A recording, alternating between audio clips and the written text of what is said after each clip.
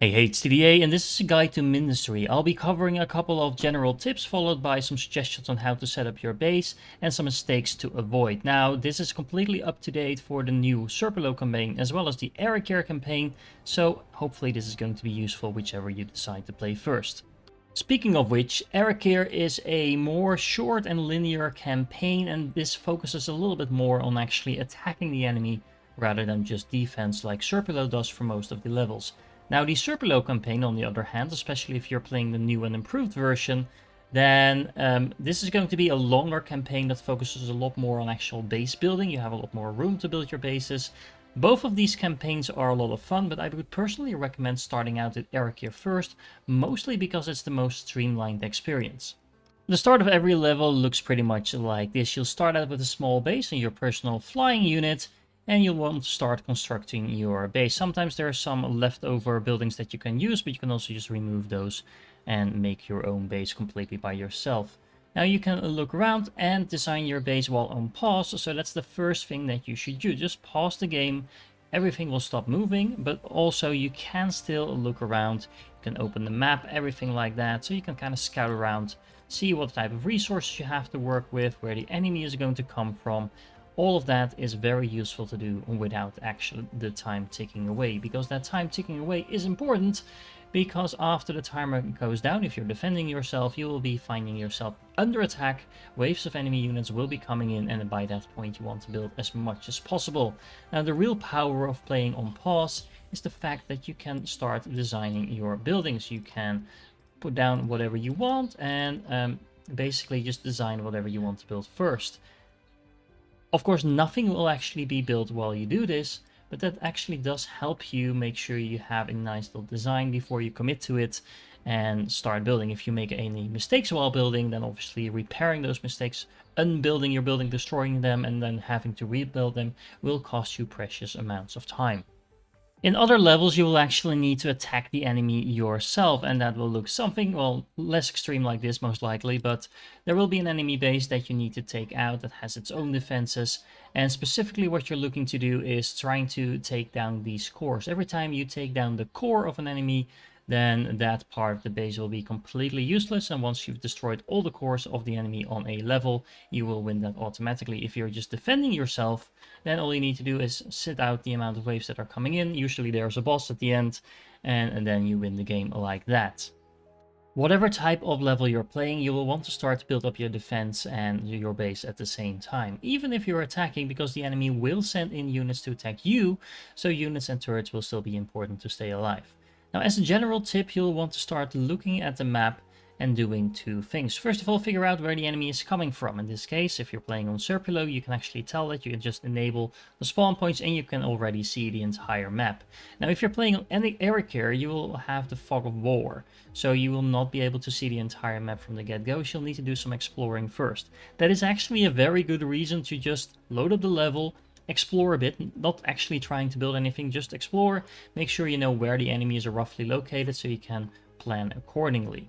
Now, the second thing you want to do is finding the correct spot to set up your defenses. So for example, over here, I start over here on the top, so I could make a defense line over here. That makes sure that everything will converge on that point, and that's it. But if I do that, that also means I can't use the rest of the map until the end of the level when I cleared out all the enemies or I survived all the waves. So instead, what I can do is, for example, set up my defensive line either over here, so that all the land units will be going across that, or even maybe two defense points, because I have two attack points over here. If I set up my defense over here and here, then all the land units will be coming through here, all the other land units will be coming through here, and that means I can use pretty much the entire map with whichever way I see fit. It is important to realize that the enemy will always follow the shortest path from where they spawn right to your core. So they're basically trying to destroy your core as well. Now, land units obviously need to go by land, so it's pretty easy to predict that all these units will be going in this direction and this direction. So yeah, I can just build anything else on the map here and I should be fine. Now, air units, on the other hand, are a completely different matter. Air units can just fly all over the place, so if they spawn, for example, over here, then they will just not go through this corner, but they will go straight over here, right to my base. So that means that I probably want to set up some air defense, for example, over here, to make sure that they don't go like to the side of my other defenses and sneak through in the back. Now here's a very simple example of the very first level of Serpulo. So you start out all the way on the bottom, the enemy spawns all the way in the top, so rather than just setting up my defenses over here, I did it over here in the corner, almost next to where they spawn. You can't actually set up your defenses in the spawning area, so that is important to note, because anything in there will be destroyed once they spawn, but they were just moving in here and blocking this entire area off. Made sure that I could just easily defend. Now, if you want to make sure that the enemy goes right through a certain area, you can leave a small little gap in your defense if you want, and that will make sure that the enemy always tries to go through here. Now, there are some exceptions to that, because some units can actually just walk over walls, so those will still take the shortest path, so just leaving a gap doesn't always work, especially on Serpulo, but on Erekir usually it works almost the entire time. Now, you want to make sure you have a mix of turrets that can attack both the air and ground units. And if you have dedicated air anti-air units, so for example these scatters over here can only attack air units, then putting those slightly in the back of your normal defenses will just make sure that anything that tries to fly over will then be caught in this scatter or in the anti-air defenses. Here's a more advanced example of this in the Serpulo campaign. Now this was a level where I was attacked mostly by sea, so you can see I blocked off the entire area over here. Probably have done it something like this, but because that is not the shortest route, that doesn't really matter. And I have turrets all over the place. There's a mix of different turrets just to make sure I am using different strengths of different types of turrets. There's some lancers over here that are only going to be effective against ground units, but that's okay because everything that was coming in through here was actually going, naval units going by the sea, and that's why there's a big gap in the middle of here where so a lot of units were just waiting for them in between all these turrets firing at them. There was also some units coming in through the ground, and there's a little gap in my defense over here that is leading them right in between all of these turrets over here. And then, just for good measure, some backup turrets in case anything tried to sneak through. But that is it. I have some unit production in the back over here. You can see my base working. In general, this is not a game where you're trying to make your base look very clean and neat.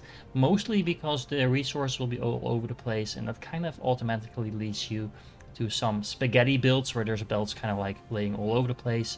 But you can make nice clean layouts like this, and I'll show you how in a moment. In levels where you need to attack the enemy's base, generally you want to attack as early as possible, but of course you do need some units to actually do that.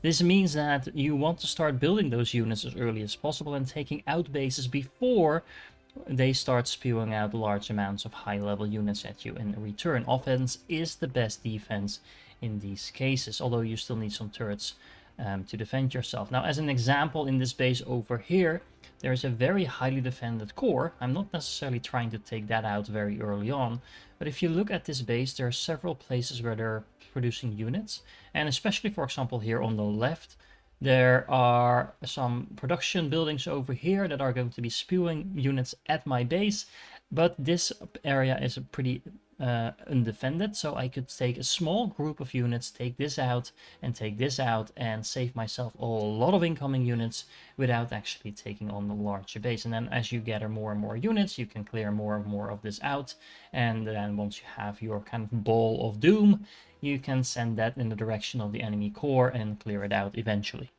Okay, enough general tips. How do you actually make an efficient base? If you're anything like me, your first designs probably looked something like this. You have a building that needs an input, in this example coal, and it has an output, in this example graphite, and you just have a belt going in and a belt going out. And if you have something that requires multiple things, like this silicon smelter over here, then you kind of do a similar thing. And this all works just fine if you do it at small scale, but it's not really efficient, and it's also really hard to scale up. A more space-efficient way of doing this, and that is also really easy to scale up, is this. You have an incoming belt, in this case with coal. You have an underflow gate in front of it, so that tries to send all the things that come in here to the side, in this case into the building, and then the building itself will spit back out the things it produces on the belt that was already here. Now, the downside of this is, as you can see, that there is still graphite and coal on the same belt. But now if I scale this up often enough or something like this, then I will be requesting more coal than I can actually have on this belt. So there will always be one machine that is not running on coal completely, and that means that there should not be any coal left on this belt and only graphite as a result. Now, if you do the same thing with normal routers, keep in mind that routers will always try to split items 50-50. So there is, if you leave this long enough, a chance that there will be coal in this belt over here, and that could have an impact on the rest of your factory. So you always want to use the underflow gate rather than the routers. Now, if you have a building that requires multiple inputs, you might be inclined to do the same thing, so with the underflow gates alongside those two incoming types of resources. In order to get this sand actually to the building, I'm going to need a junction that acts like a crossing between two different conveyors, and that should bring the sand in here. Now, the problem with this particular approach is that, as you can see, I'm now getting the silicon on two different belts, because this junction over here actually lets things travel back through this line as well, and that is not what we want. You can solve that flowing back problem in one of two ways. You can either do something very similar like we did in the previous layout, where we're using these underflow belts to put the silicon back on the same belt, and this time there's no way for the silicon to get to the secondary belt, so this will always only have sand on it. And of course that does mean that I need to copy and paste this build often enough to make sure that there's no more coal on this belt by the time we get to the end, and there can only be silicon here. So this does require you to scale up quite far from the get-go.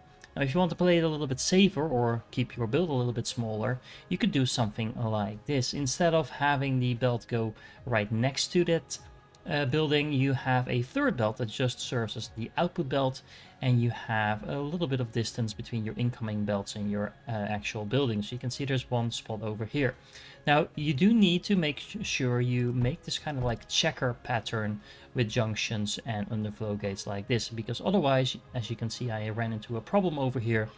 Things can get messy between these two belts, and there is, in this case, there's some coal that got stuck on this lower belt, got fed into the system, and everything turned off. So now I need to delete this, copy this, and then I can just copy this as many times as I want, and this should work just fine. Either one of these builds work quite effectively. It's just a matter about what you want to achieve. Now, this build, the bottom build, is by far the safest, because as you can see over here, because they don't have enough sand coming in, there is actually an overflow of coal, while this build doesn't suffer from the same problem. There's still not enough sand coming in, but the output belt is completely clean. So I would heavily advise you to go in this direction rather than this one, because it's just easier to work with. Speaking of inputs and outputs, if you hover over a building and you press F1, you can look at the inputs and outputs, and you can see how much items are going to go in and out per second. And this is very useful information because, for example, over here you can see that I need 3 cents per second to have one smelter functioning optimally. Now, if you check the belts, these belts can only carry 4.2 items per second. So that means that the first machine is going to get 3 per second. The second machine is only going to get the remaining 1.2 per second. So that means that the 4 machines after that I have over here, even though this is a perfectly efficient layout, if I don't have enough resources coming in, I can't actually use the coal that is going to come along with that, because I don't have enough sand. The nice thing about this particular layout is that it makes it very easy to feed in more resources when you need them. So in my example over here, like we just saw, I needed more sand. So I can just feed in a secondary belt of sand. Just make sure you use the junctions if you make it nice and clean like this. And feed that into the other line. And then this underflow gate will make sure that anything that can go in this direction will go in this direction. You don't need these belts, by the way. You can just remove them. That just looks nice and clean if you want to scale things up. But other than that, yeah, this works just fine. Keep in mind, however, that there is also a maximum that you can put on your output belt. So because this is spitting out 1.5 silicon per second, if I have 3 machines, that will be 4.5 per second in total, 3 times 1.5. And that means that because I can only fit about 4.2 on a belt, these 3 will fully saturate this belt going into my main base. Now I highly recommend, if you make a layout like this, that you make a copy of it. What I like doing is actually using sorters in order to make sure I remember what should go on what belt. But make a copy of it and save it as a schematic. You can just give it a name whatever you want. In this case, I'm making pyrrhotite, and that just makes it very easy to remember and rescale this on new levels, so you don't need to have to do this design all over again. Now, as you can see, I'm just using normal routers in this layout, because that will work just fine if the belts aren't continuing on. So if I do it like this, I connect everything up. As you can see, just like before, everything works just fine, and I can keep scaling this up like I want and have all the pyrrhotite I'm ever going to need. Now again, I do need to check what type of resources I need, but in this case, because I have very fast belts, I can pretty much have a whole row of this functioning just fine, assuming I actually power the thing. And as you can see, this looks very nice and clean, and you can very easily scale things up. Now there is another reason I like using these sorters, because that kind of forces me to keep these things a little bit apart. Now let me show you what happens if you don't do that. If I would do something like this would still work, but there is a risk, there you can see it already happening, that pyrrhotite gets on the wrong belt. You never want that to happen. If there's anything wrong in your factory at any time, I can almost guarantee you that there is some building outputting stuff on a belt where it shouldn't go. So make sure that you keep your belts and buildings far enough apart for that not to happen. Now let's stick with the pyrrhotite example for a little longer, because you can actually do a very nice trick if you want to make some other compact buildings as well. So let's say I don't just want to make pyrrhotite, but I actually want to use that pyrrhotite to use it in some sort of other production process. For example, the silicon crucible needs coal and sand and pyrrhotite in order to make silicon. Now what I can do is actually utilize the fact that this already has coal and sand in it, put the silicon crucible over here, and then use an unloader to unload the items from this building to this building. That includes not just the pyrrhotite, but it actually also includes the coal and sand that is already going into this building, that is being passed on to the next building as well. Now, as you can see, this is already producing quite a bit of silicon, and it is just getting its coal and sand from over here. And then, just like before, you can just take this build, copy and paste it, and voila, you can expand your production really, really quickly. Now, there's a lot of people that spend a lot of time making the most compact layouts that they could come up with, and if you want, you can just copy and paste those schematics into your game, but I would highly recommend that you try to fiddle around with this for yourself and see what you can come up with. Instead, if you really want to do this, you should do something like this, where you use the same checkerboard pattern with these junctions and routers to fuel your things, and that makes sure you don't have all of that passing back and forth that would happen otherwise.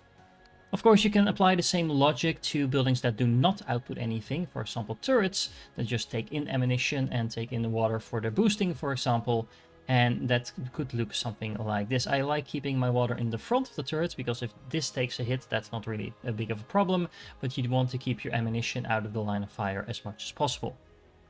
Speaking of schematics, it is important to note that on Serpilo, and only on Serpilo, you can actually make schematics for your base that you launch with. So you could make a base that has some production already included, some power maybe even included, and every level will then allow you to start with that exact same layout. Now there is a limit to the layout. As you can see, this is the biggest one.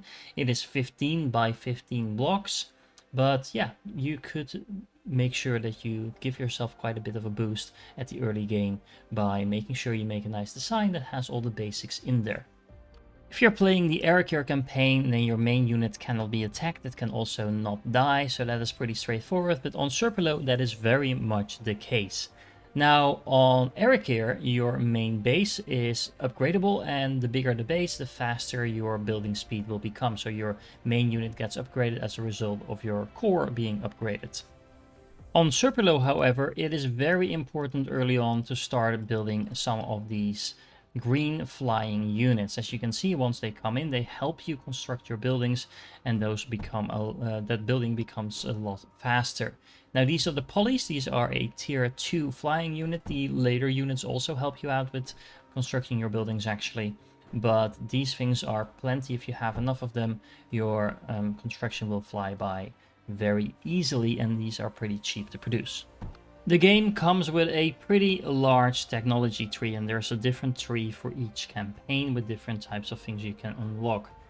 In general, these unlocks can be quite time consuming, but it is worth to just kind of stick around in a level once you have access to a new technology, unlock it, and even then, if you lose the level, your progress in the technology tree will be saved. It's permanent. So you can actually just sit around, grab some lunch or whatever, have your factory produce more resources, unlock some of these technologies, and then have access to them in the next level. There's nothing against doing that per se.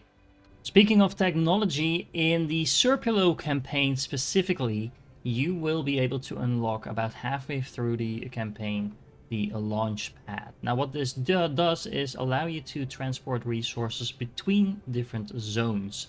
So you can see I am putting some metaglass and plastidium into these launch pads over here. I am supplying that launch pad with oil, and it is now launching that stuff to a different zone. You can do the same thing with receiving items. So for example, if I would want to receive items over here, I can build some landing pads, and things will arrive on my planet and will be transported into my core like that. Now, if you read older guides, they sometimes advise you to build a whole landing launching pad type of zone specifically dedicated to that, but that is no longer needed nor viable, because what you need to do is, in order to send stuff, you need to produce oil. So that is only possible in areas where you have enough water, or you can produce enough water at least. So basically you are only going to dedicate zones with enough water to export stuff, and then to import that same amount of materials into another zone, you're going to need these landing pads, but landing pads need a massive amount of water again to absorb the incoming items. So yeah, use it with care, but it is still very useful, but you don't need to build a whole hub around this. Now let's talk about some of the best units and turrets in the game. In the Arakir campaign specifically, you will get the Afflict turret pretty early on, and this turret has a lot of advantages. First of all, it attacks both air and ground units, so that makes it useful by default already. It has a pretty long range, which again is very useful, but the nice thing is that it only needs power and heat in order to function. Now heat you can make by means of the electric heater as well, assuming you have that unlocked, which makes this a very strong turret that only requires power in order to function. For sure, it is a lot of power that this thing will then need to function, except if you try to produce the heat in a different way, but this is the easy way of doing it. And just a couple of Afflicts will go a very long way towards keeping your base safe. Now there's going to be more advanced turrets, and early on you don't have access to this particular turret either, but once you get this, this is pretty much the only turret that you need to use. In terms of units, well, I would say pretty much produce all of them. At some point you might want to stop producing tier 1 units if you have like tier 3 and 4 already, but in the Arakir campaign specifically, all you're doing is attacking the enemy anyway, and having more units means more firepower, means more destruction, and units are very cheap to produce in most cases. Now, some specifics are that the air units in particular can be extremely useful because you can kind of just fly around the enemy's defenses, sometimes sneak in through the back, or just make a whole bunch of them and kind of just suicide them straight into a base, try to take out the core as a result, and win the game like that. Now, it's also very important to note that for every core that you capture, you are now able to produce more units. So that's another reason why in the Arakir campaign specifically, you want to build some early units, enough of them to take an enemy base, and then by capturing that base, you will be able to then produce more units to take on the next base. So not only are you weakening your enemy by taking out their bases, you're actually making yourself stronger in the meanwhile as well. It's a little bit different for the Serpilo campaign because you will never be able to increase the amount of units that you can build other than by upgrading your main base. There are no other bases to capture, so you're going to be stuck with whatever amount you can produce. At the same time, producing units in the Serpilo campaign is much more expensive than it is in the Arakir campaign. So what you typically want to do is pick a single unit, sometimes two, and make that the brunt of your army. So for example, over here you can see I made some of these naval units. I did make some air units to support them, but in many of the levels, just making the highest tier of whichever unit you go for is best. Now in Serpilo in particular, naval units are extremely strong. So if you have a level like this one, where you can attack pretty much anywhere on the map by sea, then naval units are your to-go choice. When I say you're only going to be building one type of unit, then I definitely don't want to discourage you from making the tier 1 and tier 2 green flying units, the monos, because those can make mining a lot easier. As you can see, they just fly around and mine for you. They do that pretty efficiently and they are very cheap to make. And on top of that, of course, like I mentioned before, the polys that will help you craft your base, but also repair your base. And in a pinch, they can be used as a backup army. They're not going to be packing a heavy punch, but still you can do some damage with them, especially in the very early phases of the game. Speaking of green units, the green ground unit in the Arakir campaign is especially powerful if you upgrade it all the way to tier 4 or tier 5. The Vela is the tier 4 version, and these units can not just walk around and shoot big lasers at your enemy, they can actually repair each other, so it's almost impossible to deal with a large group of these because they just keep healing each other, while of course killing their enemies around them. And because they can fly, you can sometimes fly around your enemy's defenses, land in the back of a base, and then raise hell on them as a result, while also healing yourself. So this is a very durable army and a very powerful unit for any game that doesn't really allow you to make good use of naval units. Last but not least, you need to keep in mind that on the Serpilo map you can actually lose your conquered zones again if there's an enemy base right next to it. So if you look over here, for example, I captured this particular level, but it's now vulnerable because there is an enemy base right next to it.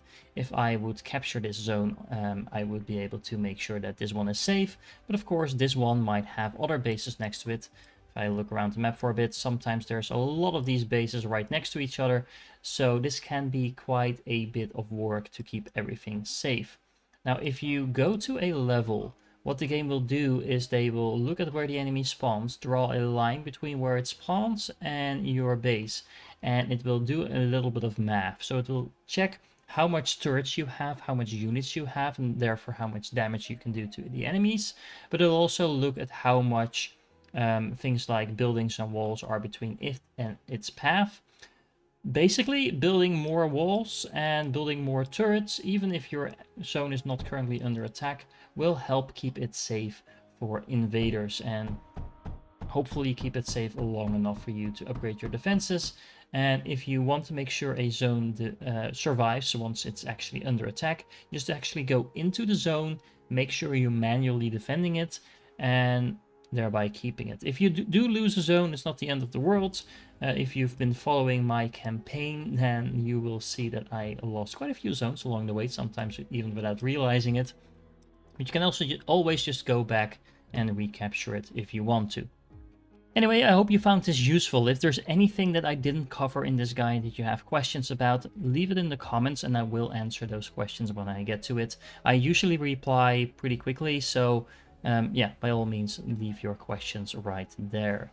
It's also worth noting that I did a full playthrough of both the Arakir campaign and the Serpilo campaign, so if you want to check that out, or you have specific questions about a particular level, or you just want to see how I approached a particular level, then by all means go and check those out. I'll leave a link to both of those playthroughs in the description of this video. If you're still here, you are awesome. I hope you found this useful. If you did, make sure to like and subscribe if you haven't done so already, and I hope to catch you in the next one.